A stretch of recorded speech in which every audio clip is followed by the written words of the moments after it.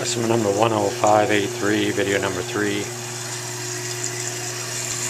a new flush valve flapper, new bolts, new gasket, tank to bowl gasket, new supply.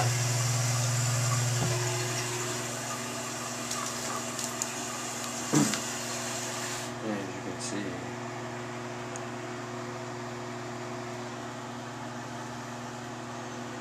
this was installed incorrectly.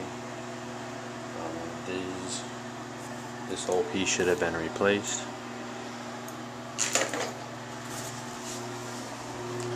And this is an American standard toilet, so it needs the flow.